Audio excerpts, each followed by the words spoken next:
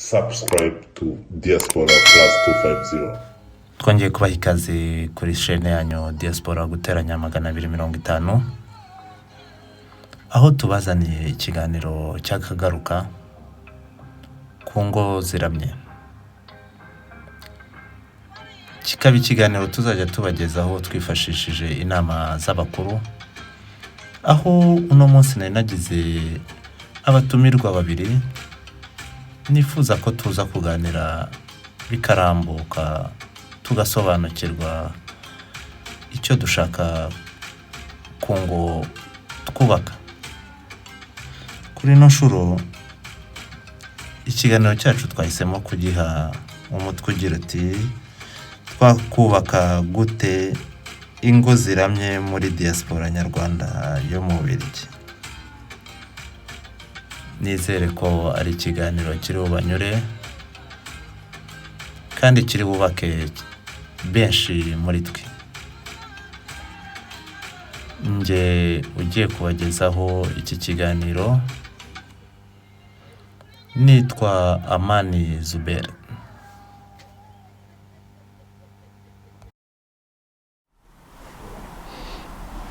Tubahaye ikaze kuri chaîne yanyu Diaspora Plus 250, Diaspora Plus 250, Diaspora guteranya 250.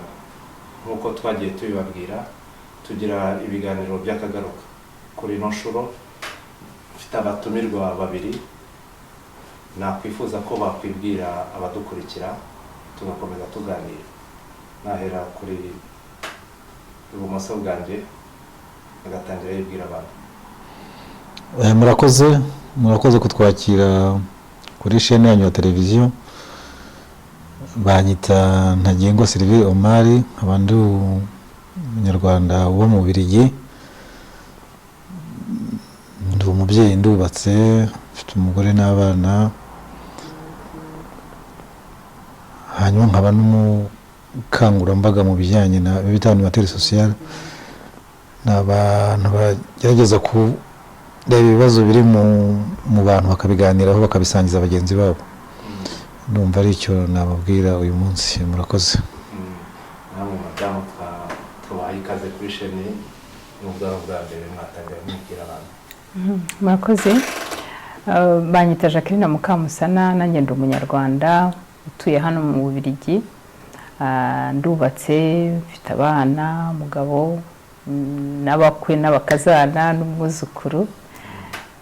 Ndumva isano mfitanye na Mzee Omar ari gushishikazwa n'icyateza umuryango nyarwanda imbere, cyangwa se cyatuma abantu bagira imibereho myiza mu ngo cyane aho ngaho. Ndumva ari ryo sano dufitanye. Murakoze.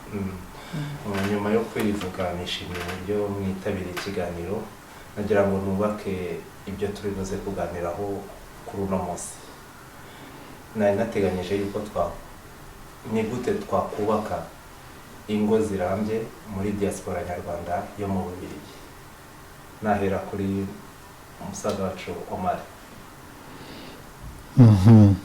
Murakoze cyane. Ngira ngo iki kiganiro nk'uko mwabivuze ni akagaruka. Ubushize twiza kujyana ikiganiro ku bijyanye n'ingo zirambye. Nanone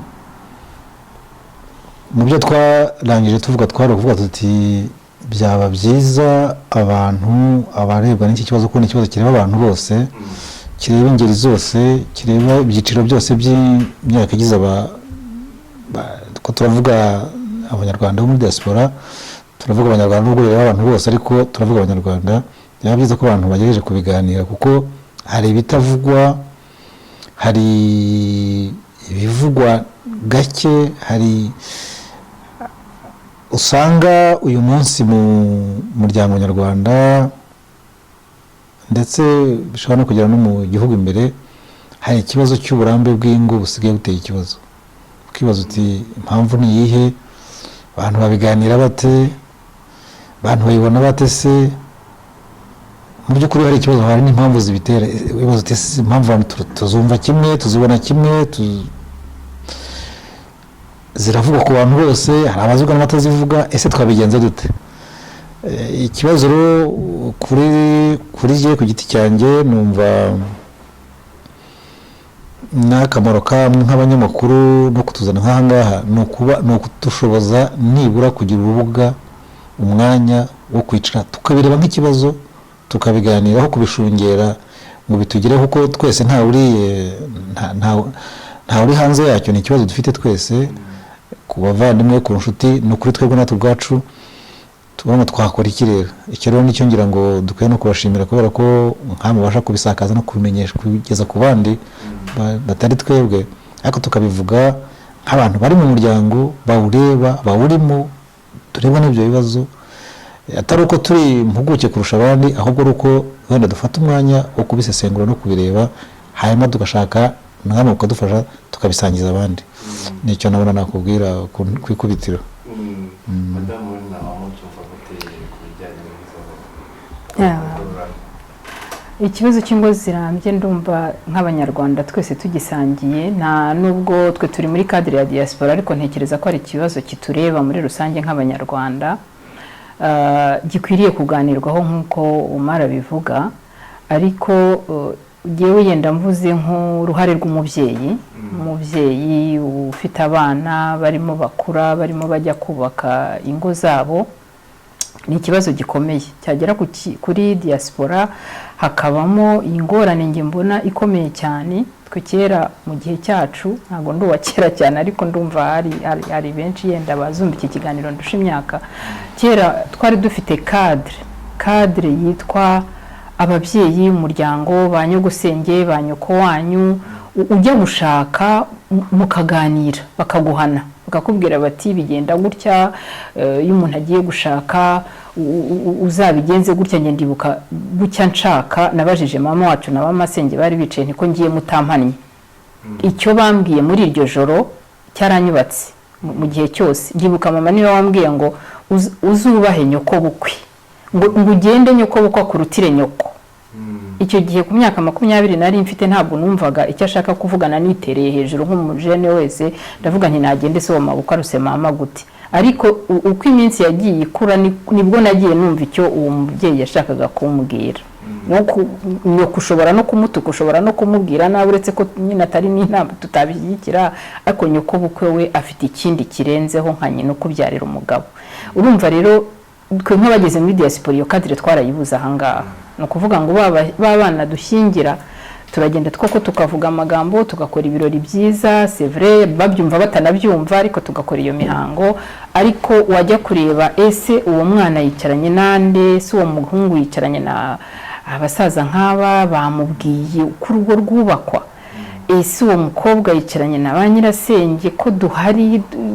niyo utaba nyirasenge w'amaraso ariko twageze hano hanze isano rirahari ese twamubwiye uko umuntu yubaka urugo uko umukobwa yitwara uko umuhungu yitwara ese niyo twabimubwira tubyumva kimwe duhuje twe dufite ibyo twazanye nk'umutwaro wacu mu muco wacu tubigeza ahangaha we yenda ntiyanahavukiye ntiyanahabaye afite ibyahangaha ariko mu by'ukuri hari cya kindi cyacu kizamukurikirana no mu rugo rwe yubatse tubijyanishe gute tubikoreho gute kugira ngo dufatanye dufashe izo generation zindi donc kubaka ingo zirambye ngewe kuri ngewe harabura iyo cadre harabura iyo suivi cyangwa se gufatikanya muri age zitandukanye duhurira ahangaha nakomezanya nawe kuri icyo kibazo twakubaka gute iyo cadre none muri diaspora iyo cadre rero ndumva ari ibiturimo ni ibiturimo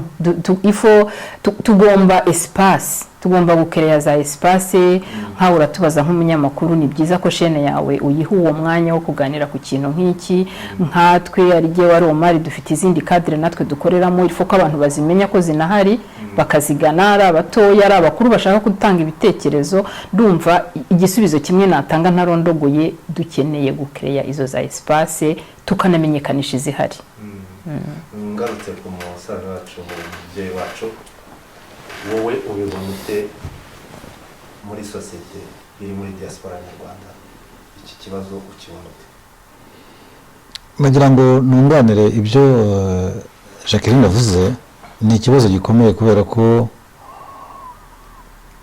uko kubura urwo rwego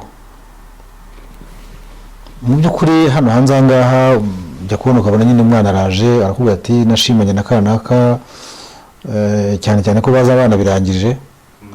Nagira ngo nze gutanga ubu njyanye mu gitekerezo cya icyo twakwita itandukaniro ry'ibyiciro by'ubuzima bw'abantu byo bita regeneration.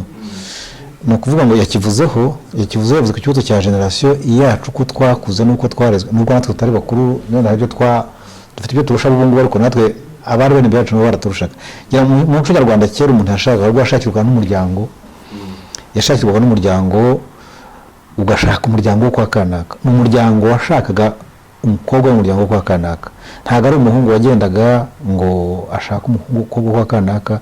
Ni umuryango washakaga umuryango wo kwa kanaka. Bishatse kuvuga ngo indangagaciro z'umuryango zari zikomeye arizo baheraho bubaka. Noneho igihe cyacu cyaje kugira ubwo natwe yaba ari jyewe cyangwa Jacqueline ngira ngo natwe ntabwo turi bakuru cyane ariko twageze mu gihe noneho natwe dufata icyemezo cyo kwishakira uwo muzabana, ariko iteka dufite icyo kintu cyo kuvuga ngo imiryango. Niyo mpamvu banakubaza ngo umukobwa uzanye n'uwo kwande, umuhungu uzanye n'uwo kwande. Icyo kintu hari abantu bagifata mu buryo butari bwo kwibaza ko abantu baba bashaka kureba ibintu byo turi mu Rwanda, ibintu by'amoko cyangwa ibintu by'amadini, ariko ikintu cya mbere kigenderewe ni ugushaka kumenya umuryango ugiye gushakamo ari wo. Iki rero natwe cyari kikiri imbaraga, cyari gifite uburemere kuri twebwe. Iyo tuje hano muri diaspora kenshi nyine abantu baraza bagahura mu byo bahuriramo, inzira nyinshi aho bahurira abantu ntibahamenye ntibanaharondora ni henshi. Noneho bakaza kutubwira nko kudusinyisha ko ibintu byarangiye, bakagusinyisha ko ndetse bafashe n'itariki, bafashe ni aho bazabikorera, bafashe ibintu byose barabipanze hagati yabo. Twebwe tukaba turi abantu b'amadarapo bahagaze ngaho bo gusinya. Ntushobora kubaza utese uyu muhungu nubahe, indangagaciro ze nizihe, nicyo kife kinagamijwe. Indangagaciro ze nizihe, ese mugiye mu rugo muzi ibajyana. Icyo rero cyo bavuga nyine kidahari cyo kutabasha guha umwanya abakuru ngo babashe no kwicaza abana babwire bati buri wese ku ruhande rwe. Yavuze icyo twita urwo rwego rwa ba nyirasenge, urwego rukomeye cyane rwabwaga umukobwa cyo bita guhana umukobwa. Hakaba n'urwego kwa base wabo bashobora guhana umuhungu bamwumvisha ubuzima agiye kujyamo. Ikiro nyine nk'uko yavuze cyarabuze, cyatumye buri wese hano yishaka agafata uwo abonye ashingiye kuko amubona ku ibintu nk'ibyo ngibyo, urumva. Ariko iki kintu cyitwa indangagaciro zishingiye ku muryango, zishingiye ku kigambire, kuko turubaka umuryango ariko ntituwihe ibyangombwa byo kubaka umuryango.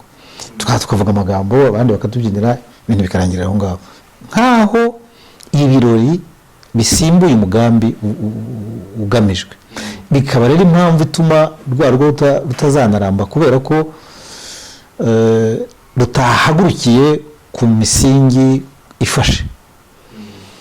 Turazana ku gice cya kabiri noneho abantu birabaye aho urumva hajemo ikibazo cy'uko bisa nk'ibidafatika, nubwo ntavuze ko hari imiryango yose bitaziranye, imiryango ibiziranye, ariko cyane cyane iyo miryango abana bayirusha imbaraga. Nta nubwo wabwira n'umuntu ukavuga uti ariko hariya ntago hatanga abageni ngo abikwemerere kuko we yarabirangije. Tuza kujya muri uronke tuza kureba iyo bamaze kugerayo. Rero iyo bamaze kugerayo ni iki, ngira ngo nacyo tuganira uyu munsi. Iyo bamaze kugerayo ni iki kibisoko y'amakimbirane ageze ubwo imiryango itandukana. Icyo ubwo turakireba nyine mu gice gikurikiyeho. Yenda mwunganiye utarabaza ikindi kibazo batari banagerayo, ni ukuvuga ngo kubaka ugiyemo gutya gusa, ukibaza niba nyine abantu mbere yo gushaka bafata umwanya wo kwicara bakamenya ni iki biyangajemo, uwo mushinga bagiyemo barawukeneye. Uretse kugera igihe nyine yenda presiyo sociale bakakubwira ngo mbese kumaze kurengerana uzashaka ryari. Wowe muri wowe uzi icyo ushaka, ufite intego, wabanje kuwutekerezaho mu rwego rw'umushinga nk'indi mishinga yose, nk'uko utabyuka ngo uvuge ngo ngiye kubaka inzu utabanje kureba ibibanza n'ibiheruka. Sika abantu bafata igihe koko cyo kureba mu by'ukuri umushinga biyangajemo ari uwuhe, no kumenya uko uzakora kugira ngo nyine uwo mushinga wawe ubungabunge paka ugeze ku mwisho. Uko ngira impungenge y'uko abantu binjira mu mushinga bawugeramo ari babiri, ukumva umwe ni wowe kurenza uko wowe ari uwawe, kuko ari umushinga wanyu mwembi. Ngira ngo wakora ibishoboka byose ku buryo uwo mushinga uramba. Ntabwo ushobora kujya ku kazi ngo kuko shefu akurebye nabi ngo umubwire ngo ejo sinzagaruka kandi kagutunze. Tugomba kurebera aho ngaho, aho niho tugomba kurebera uburyo twakubaka urugo. Murakoze. Noneho mu byo wari umaze kuvuga, wavuzemo generasiyo, uvuga umuryango, uburyo umuntu yagushakiraga umubyeyi ugushakiraga ashatse mu wundi muryango, ariko siko bimeze ubu ngubu. Generasiyo iri aha ngaha muri diaspora nyarwanda mu Bubiligi harimo ikibazo kigaragara cy'amakimbirane. Twakikemura gute? ngira ngo Jacqueline atanze intangiriro yo aho twanahera.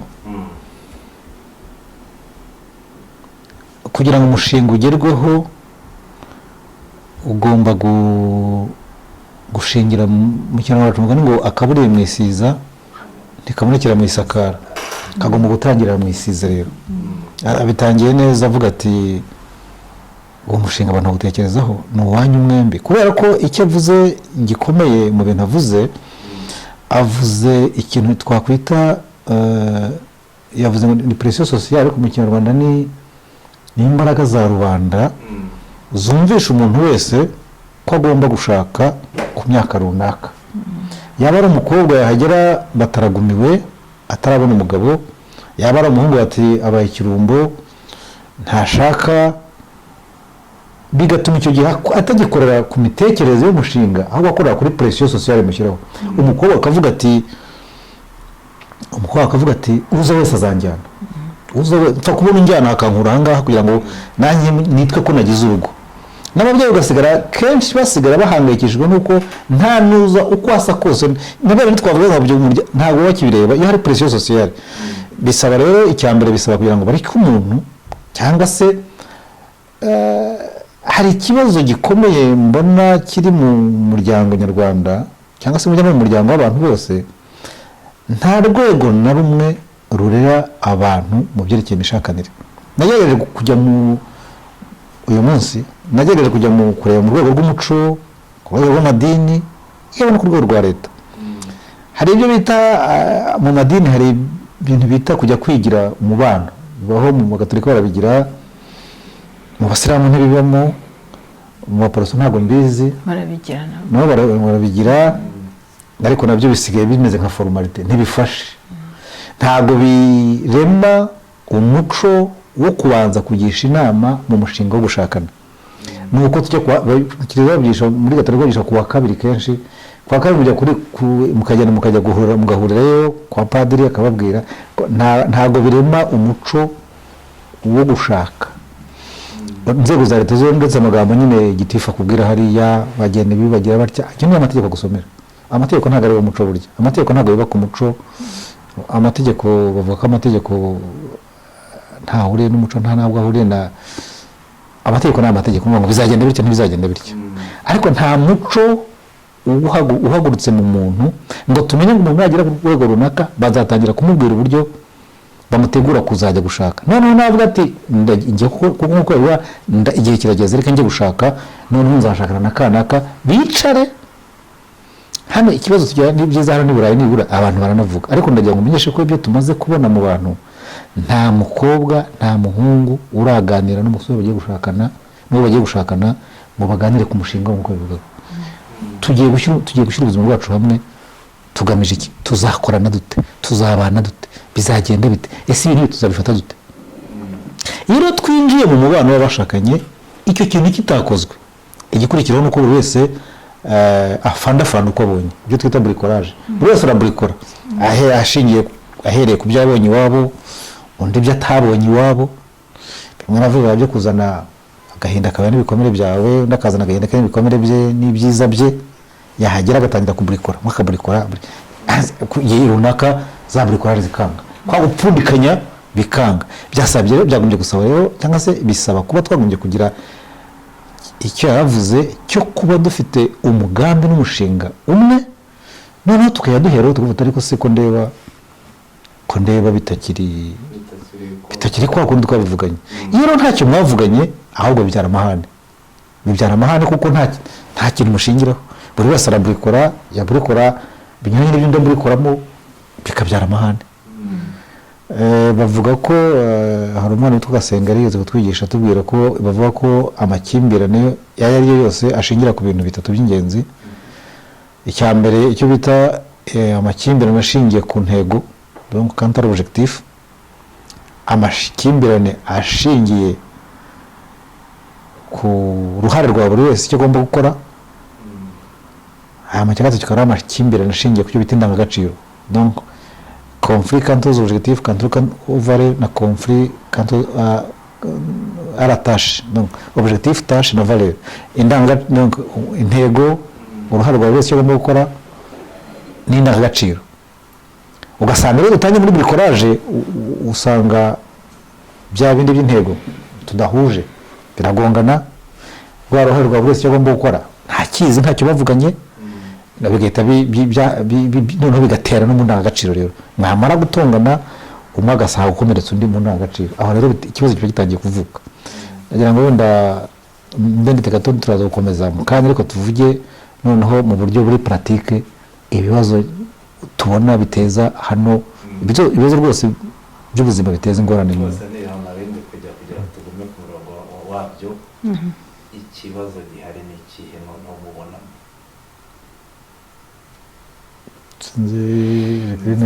yakwisuka mu nta nubwo ari kimwe, ni byinshi. Ni byinshi, ndumva duhereye no kuri izo ngingo eshatu avuze. Icyo cyo kudahuza objectif twari twakivuze, niba mutaricaye se ngo muvuge objectif, wowe ukabuje objectif yawe ari uko wishakiraga umugore mwiza usa neza, icyo bita housing mu rurimi rw'abajene b'iki gihe. Iyo housing ariko wenda niyo objectif yawe, sibyo? Hako ya housing izagera mu rugo isabwe gukoropa, isabwe guteka, isabwe kujya guhaha. Nise niba objectif yawe yari iyo gusa, we undi muri mugenzi wawe mugomba guhuza we objectif ye ari yindi mukaba mutarayiganiriye, iyo objectif niza haziyongeraho ibindi bibazo usange ntimuyigezeho, murayishwaniye. Donc ni byinshi, ugiye no muri iyo murongo yaramaze kuduha, ni ukuvuga ngo uhuye n'umuntu nyuma y'ibyumweru 2 cyangwa se nyuma y'ibyumweru 3 cyangwa ngenda nibibe na nyuma y'ukwezi, iyo uticaranye n'umuntu ntago mumenyana, ntago ushobora kuvanguza umuntu utamumenye. Noneho mwiyemeje kujya hamwe, murabanye, ababyeyi twe tubyumva ngo bateye ivi ku ruzi cyangwa mu kazu ntaza kariko deja bakoze engagement, bivuga ngo mu by'ukuri ibintu byanyu murabikoze, murabirangije, mwiyemeje kujya kubana nta base zifatika zihari, nta izo analyse zose mutazigiyemo. Nimuhura rero deception zizaba vite fait. Ukuvuga ngo ibyo wesperaga mu wundi, objectif yawe ufite cyangwa se cyo wifuzaga mu mugore cyangwa se critère, meme na critère, est-ce que umuntu ashyiraho critère z'umuntu ashaka? Ushobora kuvuga uti ngewe umugore nshaka tout simplement mufite amabuno manini, c'est tout. Est-ce que iyo ngizo bakurugo mu byukuri ugiye muri analyse yonyine? Ntabwo bishoboka.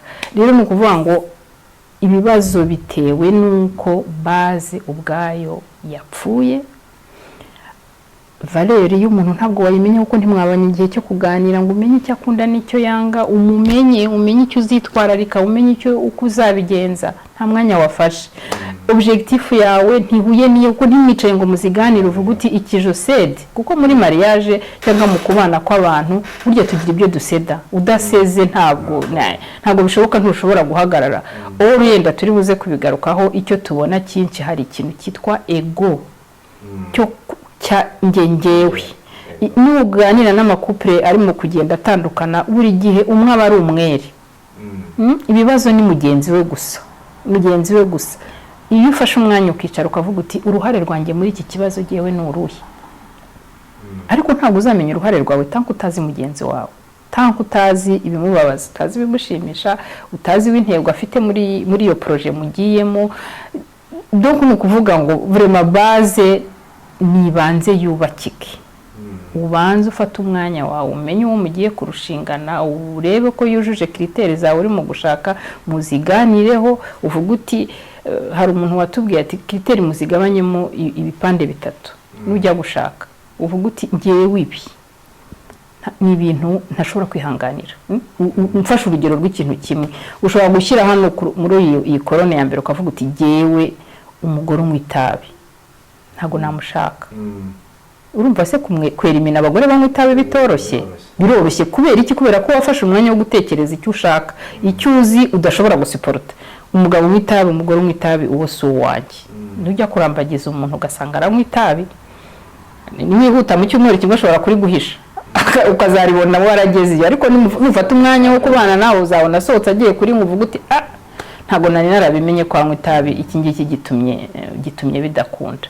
Muri korone ya kabiri ni ukuvuga ngo ibi nshobora kubyiha. Korone ya mbere ni ibyo ni critères zose, hagati ugashyiramo ibyo udashobora kwihanganira du tout. Ku rundi ruhande ukavuga uti c'est pas grave, ubundi rashakaga umugabo ushobora kuntwara mu modoka, ariko natanatwara nzamutwara ndumva ibyo. Donc ibyo ushobora kwihanganira, ariko mu by'ukuri icyo ntindaho no kuvuga ngo ibyo byose izo critères zawe uzazisetinga, ariko n'udafata umwanya wo kumenya umuntu ngo unagabanye TV. Ushobora no kubaza zindi wakubise hagati ureba ukavuga uti ariko niyo nashyizemo iki nta gifite, ariko kamwe hari ikindi afite gituma mu by'ukuri nge mukunda, cyangwa gituma mu by'ukuri numva nakubakana n'uyu muntu. Ngarutse kuri umusaza wacu Omar, ndagira ngo tuvuge noneho nk'uko twavugaga kuri diaspora ituye mu Bubiligi. Mbona ahubwo ari ikibazo cyaba kiri general, tutagiye mu kureba ngo ni diaspora gusa. Kubaka umuntu ugiye gushaka byakorwaga gute mu Kinyarwanda? Mu Kinyarwanda habaga icyo kintu cyo tugomba kumenya gutwara umuryango mu gihe cyawo. Hari ibintu bitagishoboka kubera ko isi itakiriho twahoze, ari si uyu munsi tugezeho. Ikibazo kiba nuko ntabwo dufite abantu badutekerereza babashe kutuyobora mu ihindagurika ry'ibihe tugenda gucamo. Rero iki cyarashobokaga muri iki gihe, iki ni gishoboka, ariko tugisimburira iki? Ikibazo nuko ushaka abantu bagifata ku bya kera akavanga kujya ko tugeze, agashanga niya ari ikindi cya gatatu cyo kuvuga ngo yaganisha ibintu ukasanga umuntu biravangavanze muri umuco w'iwanyu, umuco waho. Ikibazo cy'Abanyarwanda bwa diaspora, hari uza afite utekereza nk'umunyarwanda uri mu Rwanda, kandi agasanga ari hano mu Bubiligi, kandi agashaka no kubaka urugo ruzaramba. Umuntu ntege atazi kuvangura ibyo abicayure buri cyose agiye umwanya wacyo. Naho ngaho nashakaga kugira ngo ari ikibazo gikomeye aho ngaho. Nashakaga kugira ngo tubanze turebe aho twavaga naho twisanze nanone ahangaha, none n'abadukomokaho, wenda njyewe ndacyari muto ariko n'abazaza, ariko usanga batagifite ya package. None hageze hano abonye yindi, twabyubaka gute kugira tusigasire na cyaha? Ikibazo cyo kubisigasira ni kiroroshye kandi ntikinoroshye. Nticyoroshye kubera ko ibyo navuga, ntago icyambere cyo twaje ahangaha nigeze kubivuga ubushize, ntago twaje ku kibuga tuzi ko kimeze n'uko gitekereza, twaguye mu muco wundi. Iwacu mu Rwanda, mu Kinyarwanda dufite uko twumva umugabo, uko twumva umugore, none ugasanga kenshi itandukaniro ribamo ni uko mu Kinyarwanda cya kera umugabo nyine ni umutware ufite ibyo agomba abiri Kigali, biba mu Rwanda. Noneho tukaza gusanga turi hano mu Bubiligi, kenshi bikunze kugora abagabo kumenya kuba mu Bubiligi, kumenya kuba mu mahanga, kumenya kuba i Burayi mu wundi muco.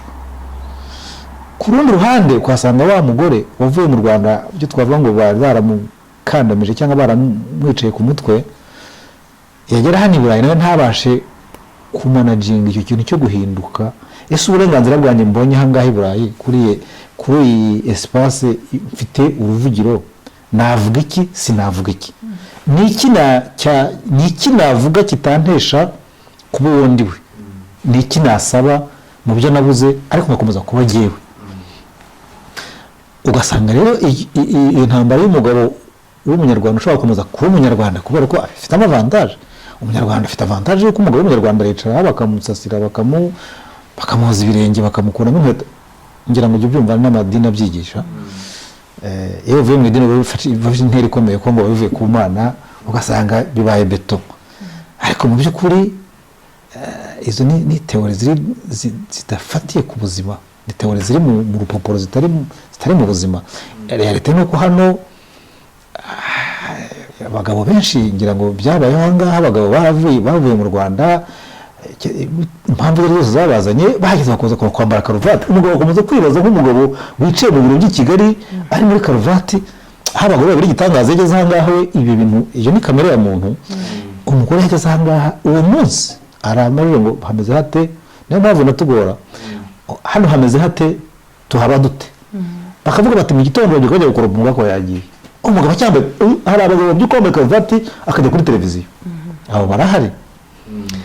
Kandi akomeza kuba umugabo wambaye karuvati, umugore yagiye gukoropa, atarabona ukuntu yese arajya gukoropa, yaza agasanga ni igikombe yanywereyemo icyayi, cyangwa akamusaba ko asiga icyayi agishyize ku meza, akaza gusanga akazana ko kihakura akajya kucyoza.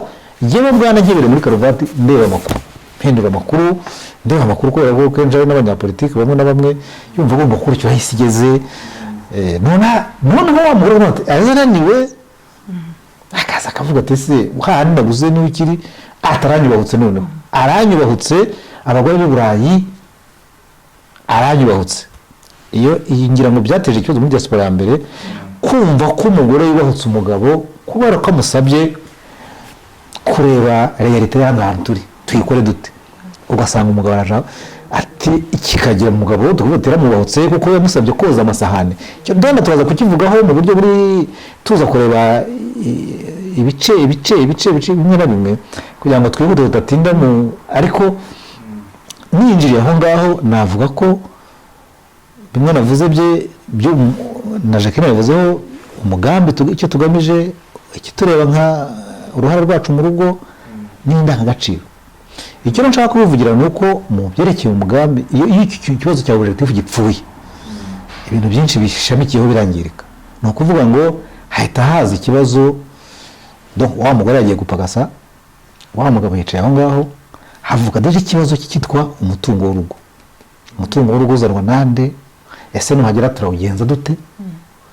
Wa mugore wavunitse ntabwo ari gore wose, n'abagana nshobora no kuvuga ku rundi ruhande, ariko tuvuge ibyo tubona muri diaspora cyane. Ni umugore wavunitse akaza agasanga umugabo ntacyo rwose n'igikombe yanywereho atabasha kugikura aho ngaho, ategereje ko wa mugore aza kuza kubera ko ari umugore, akaza kugikura aho ngaho. Umugore ku minsi ya mbere arabyemera kubera ko nawe biba bikimurimo ko umugore aho umugore umugabo ariko yamaze kunanirwa bimuvuna ire yakoze muzakoropa kugira ngo byumvikane ko ntabwo ari ukoropa gusa, n'akazi gatandukanye. Abagore bakabona vuba kuruta abagabo kuko abagabo batangira bashaka akazi ko mu biro, yewe nari directeur general, yewe nari akumva agomba no kubona mu mwanya ahangaha mu biri, yagera ibintu bikanga. Noneho ya mafaranga yari yarinjiye, umutungo utangiye kuza, amafaranga ubundi umugabo niwe wageneraga umugabo wageneraga urugo, none byahindukiye umugore niwe usigaye azana umutungo mu rugo. Hajya umutungo turawugenza dute? Wa mugabo arabushyiraho itegeko cyangwa wa mugore awukoreye ubwo icyo twakwita retashe zirahindutse, rero zirahindutse, amakimbirane avuka. Rero umugabo aransuzugura, umugore aransuzugura, umugore ati umugabo ntacyo amaze, yirirwa yicaye kuri televiziyo, yirirwa nta kintu akora, ikibazo kikavuka. Turaza rero kugira izo generation, wenda turaza kugira muri generation z'abajene b'uyu munsi tuze kureba ngo abajene bo bashobora kubona kora n'umwe banakorera hamwe ikibazo cyabo kibikiye. Ngira ngo kwiharira ijambo wenda ntacyo bisobanuye neza rwose. Nagira ngo mbaze Madame Jacqueline ku bijyanye noneho n'uburyo umudamu agomba kwifata mu rugo. umudamu agomba kwifata mu rugo nyuma yaho mfite ikibazo kiri rushingira aho ngaho, niyo mpamvu ntangiye mubaza gutyo nk'umuntu washyingiye, nk'umuntu washatse, nk'umuntu wabaye muri ubwo buzima, umudamu agomba kwifata gute mu rugo? Uko umudamu agomba kwifata mu rugo rero nabyo turabijyana tuve muri cadre geographique y'iwacu tuza ahangaha kugira ngo bye kuza kuba birebire.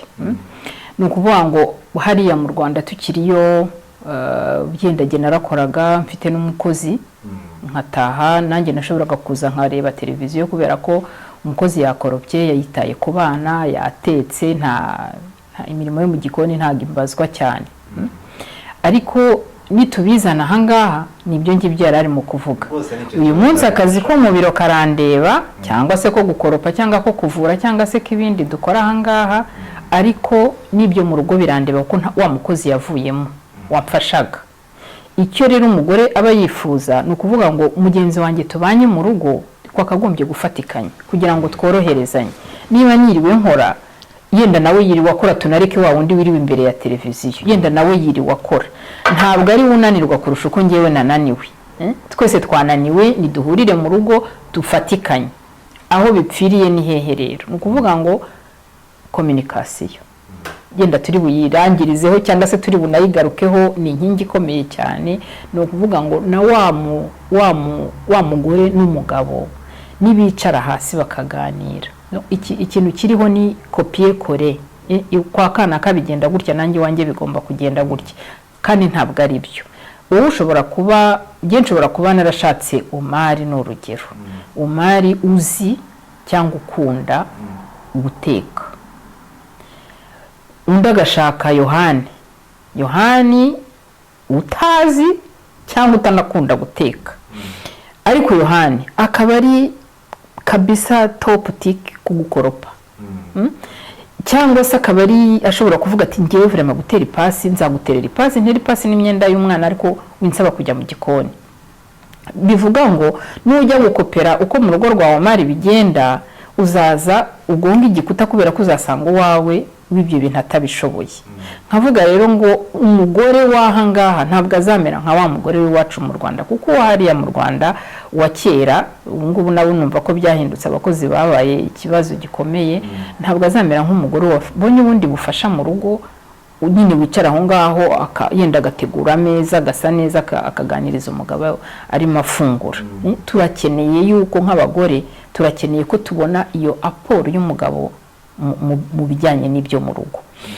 Icyo mvuga nanabwira abadamu cyangwa se abakobwa batoya ni ukubabwira ngo wikopera hirya ngo urebe ngo umugabo uko akana ngo kanakase ngo ko we afite umugabo ngo uteka akanakoropa ngo kubera iki ngewe wanjye, kubera iki ngewe wanjye. Oya, mwicare hasi muganire, urebe icyo ashoboye, nawe arebe icyo ashoboye, avuga ati rwose winsaba ibi byose, reka turebe. Ese utetse nge nkakoropa hari ikibazo? Kuri nge numva ntacyo bitwaye. Ese umugabo atetse se, niba azi guteka akanabikunda, ntabwo bimucisha bugufi, ntabwo bimuvanamo ko yari directeur general cyangwa se yari iki. Ikizima niki nuko tugamije kubaka urugo rwacu ruzira amakimbirane. Nkumva rero umugore w'iki gihe akwiriye kwireba nyine muri ubu buzima twaguyemo, ntakomeze doko nawe akagerageza koroha no korohera umugabo bashakanye kugira ngo bombi bubake he kuzamo ikintu cy'agasigane. Rwose mu kibazo wahise ujyaho nagombaga kujya rwose, kuko hano mbona yuko ikibazo cyo kuba umugore ashobora kuba yakora buri byose, umugabo hari icyo atamufashamo, nabyo bizana mu makimbirane aganisha mu gusenya. Ikibazo cyanjye nshobora kongera kukubazaho none, hakorwa iki noneho muri ibi bintu byose kugira ngo twuzuze za nshingano za zindi eshatu twubatse kugira urugo rurambye? Ndumva nagisubije nicyo cya communication, no guca bugufi. Hari yenda ikindi nakongeraho mbona kenshi cyane cyane yenda mu bakiri batoya, ntiyagize gutya nanjye singira gutya. Donc kumva ushobora guca bugufi ukavuga uti yewe ndashaka kubaka haba ni ku bushake mbega umuntu nyine iyo umuntu akubwiye gutyo uravuga uti ese wowe urashaka se kubaka cyangwa urashaka gusenya niba ushaka kubaka hari ibintu uzacamo bugufi hari ibintu uzaseda n'undi ariko tumusaba nawe guseda bitewe n'uwo mwaganiriye bien sûr ariko ni ukuvuga ngo nuhagarara wowe muri ego yawe ukavuga ngo ngo kubera ko umugabo ngo wese ngo ko atampamagara umunsi wose buriya hari utundi tuntu mwebwe abagabo mwita duto kandi dukomeye ku bagore umugore ushobora kugenda ukava hano mu gitondo ukagera nimugoroba ntunamuvugishe kandi mu gitondo yavuye hano akubwiye ko arwaye umutwe purutwa nk'umugabo uri ku kazi quelque chose niba ntabagore duhorana buriya saa yine yawukize cyito dise ko yawukize wakeneye ko saa yine umuhamagara ukamwizishira wanjye ko wavuye hano utaka umutwe worohewe ako kantu ndakubwiye karubaka kandi umugabo yumva gusa ngo nakwirwa mpamagara ngo kuva mu gitondo kugeza nimugoroba nanone tugarutse kuri cya kindi cy'uko umugabo atafashe umwanya wo kumenya umugore mu bugore bwe muri constitution ye muri valeurs mu tuntu dutoya tumugize hari igihe nuko uruganira n'ingo ziri gusenyuka avuga uti soko ko aba bantu barapfiki abakecuru bacu akaba yamubaza ati so umugabo we ntahaha taraha harabukubita se ati reka iburayi zarukubitwa none finali bikarangira nk'umuntu wa kera wibaza uti saba abantu kuko bapfiki ariko umuntu akaba yakubwira ati se umuntu ntavuga ntampamagara ntambaza uko niriwe narataha ntanandamutsa agize gute donc icyo kintu cyitwa communication cyitwa échange cyitwa kumenya icyo ndashaka kabari icyo ngicyo ujyamo nacyo ntekereza ko ari ikintu gikwiriye guhabwa agaciro umukuru wacu hano nagira ngo mbabaze rwose niba bishoboka hari generation iri hejuru y'imyaka 45 hari iri munsi y'imyaka 45 hari n'abari munsi cyane wenda tuvuge muri 25 ariko ubona bafite objective yo kubaka ubuzima hari ikibazo kigaragara yuko usanga hari abafite package yo guhera mu myaka 45 afite umuco w'iwacu ashaka kuvanga no hano hari n'abandi bari gukurira hano usanga bari sinzi uko nabivuga hejuru bagafite umuco w'iwacu bagafite n'uwa hano uko bimeze ariko mu kubaka bo bizagenda gute ikibazo baje ni cyiza cyane kandi ntabwo kivuga ku mishakanire gusa kivuga gifasha impu zose z'ubuzima icyo kintu cy'abana ba hano barimeze nk'aba Kinyarwanda cyatewe ngo bita gucanganyikirwa bameze nk'abacanganyikiwe kubera iki izo ni ingaruka ikintu cya mbere tugomba kumenya ni ingaruka zo kwimuka byo nta kundi babigenza ntabwo ntituri hariya ntitunabaha ngaha aha ntitubasha kuhagera hari ahantu twarahataye ntitubasha kuhagera icyo ni ingaruka cyo nta wamuka ahubwo ikibazo ni ukubaza ngo muri iryo canganyikirwa ryacu turimo ryo kuba mu mahanga twitware dute ababwira bwa ntabwo tubona abantu ngira ngo ibiganiro nk'ibi nikibimara ni iki ngiki cyo kubasha kugarura ibiganiro mu bantu ni ngombwa ko abantu babiganira Jacques nabisobanuye neza icyo kibazo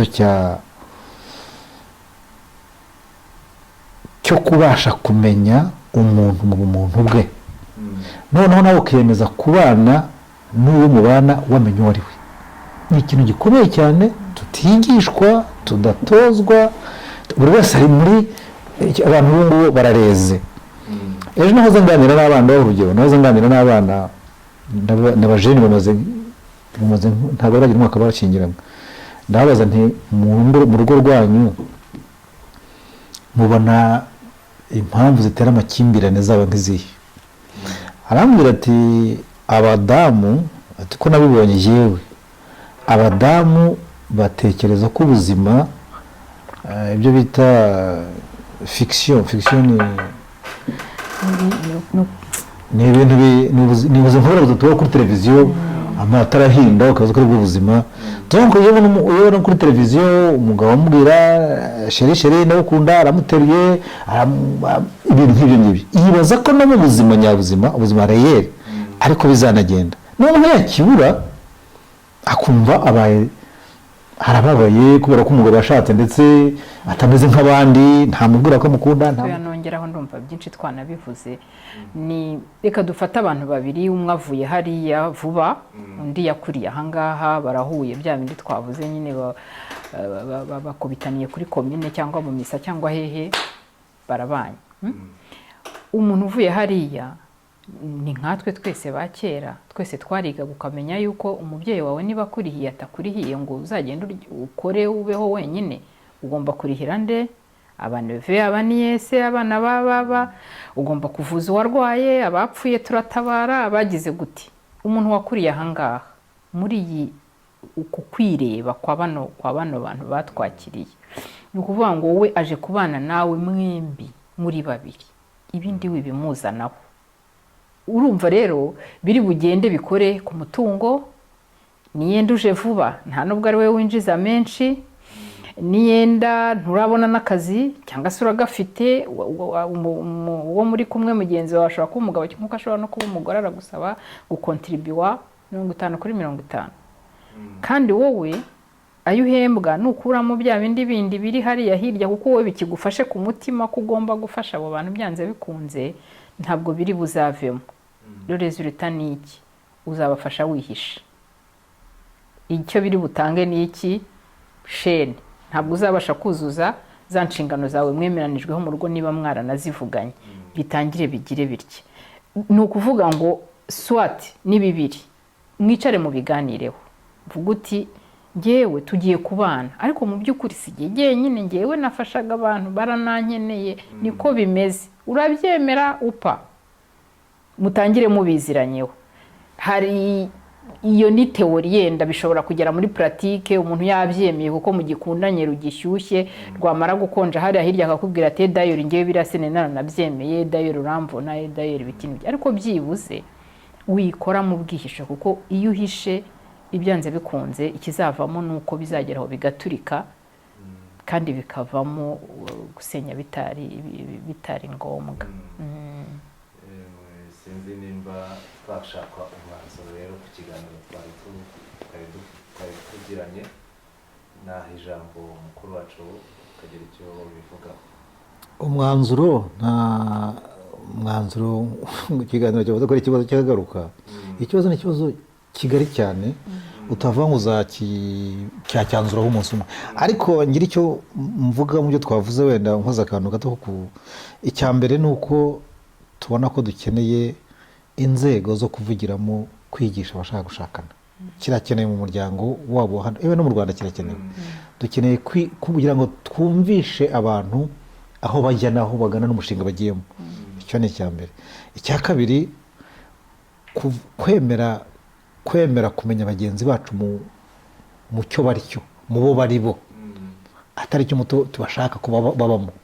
Umugore amenyekane nk'umugore kandi tubyemere, nawe niyo kamera Imana yamuhaye. Umugabo amenyekane nk'umugabo, niyo kamera Imana yamuhaye. Izo kamera rero zigendana n'inshingano, nabyo tukabyemera tukabyakira.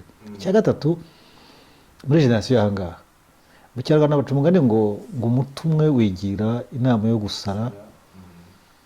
Najya ngo nsabe generasiyo za hano zitwemerere, zikoresha experience yacu.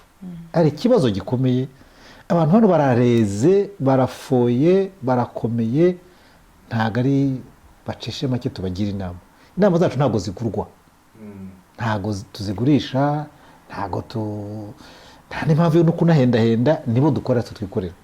Bareke tubagira inama, bafate kuri experience yacu, bafite ibyo barimo.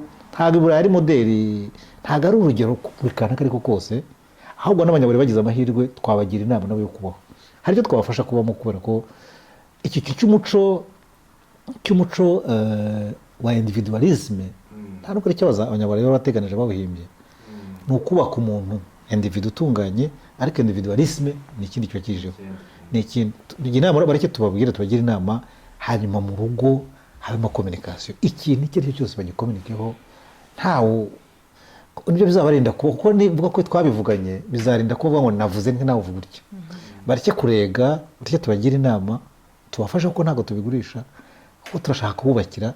Nibwo tuzubaka no solo mu umuryango ingo, ariko tuzubaka n'umuryango wacu w'abanyarwanda, kuko igihe tuzaba dufite ingo zipfuye n'abana byensuri bapfuye umuryango nyarwanda uzabigenderamo.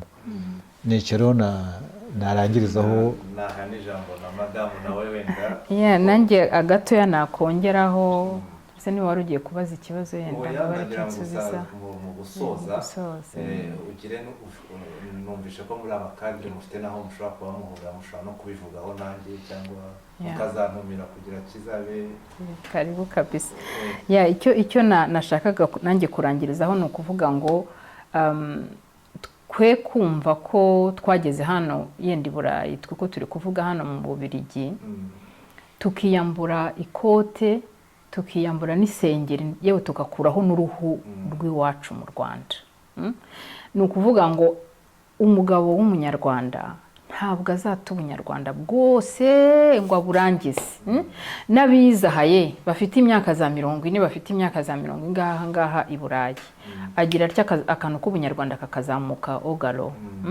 Ni ukuvuga ngo rero niba uri umugore ukaba uri umugabo ukaba ugiye gushakana n'umunyarwanda, fata n'umwanya umenye abanyarwanda uburyo babaho, umenye umuco wacu uburyo wubatse muri iyo sanse yo kubaka urugo. Uko ni wespera yuko umuntu mugiye gushaka muri hano i Burayi azabaho nk'uw'i Burayi, agakora nk'i Burayi bikama baguette magique, uzaba desu. Ariko nuvuga uti uyu muntu ngiye gushaka afite ubunyarwanda, bizaguha umwanya wo gutekereza uvuga uti umugabo w'umunyarwanda nuko nguku ateye, donc bigufashe muri rwa rwego rwo koriyanta ubwo bunyarwanda. Ibyo rero nyine njyanye no muri icyo kibazo warubajije, uko umunyarwanda function, uko ateye, uko agize gute, ushobora kubisoma mu bitabo, ariko n'izo cadre dukoreramo harimo ibiganiro nk'ibyo ngibyo, harimo échange, harimo experience, kuko ikintu gikomeye cy'abanyarwanda tugira ntitunavuga, ibintu byacu turabihisha, tukabiryamaho. Hari umuntu ujya avuga ngo ingo zijya gusenyuka ngo burya imungu, urabona imungu ukuntu imungu igishyimbo ihera imbere, ukajya ubona agafu gakeya, urugo rero rujya gusenyuka yafu imbere mu by'ukuri hararangiye ari vide. Kubera iki? Kubera ko umuntu yabibitse, ntashaka kubivuga, ejo batamenya ko iwanjye bitagenda.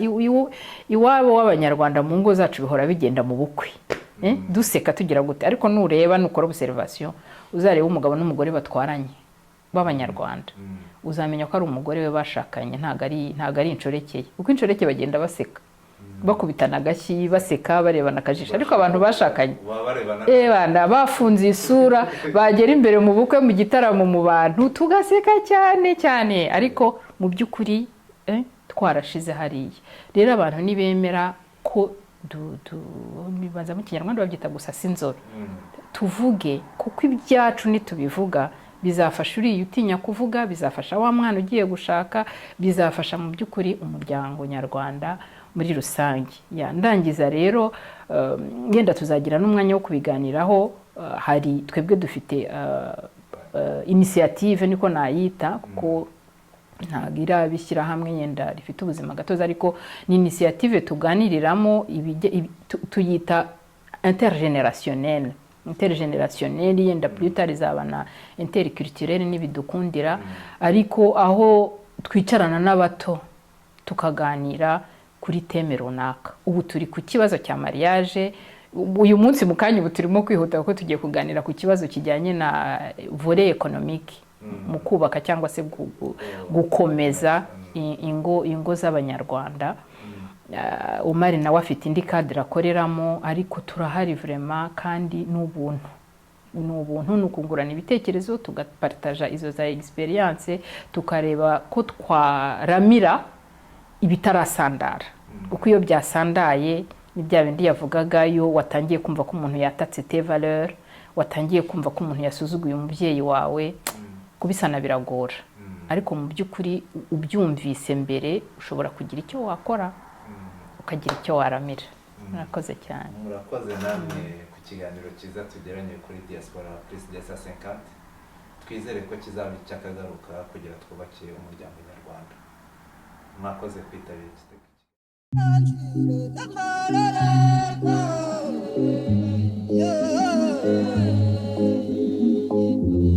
Yeah.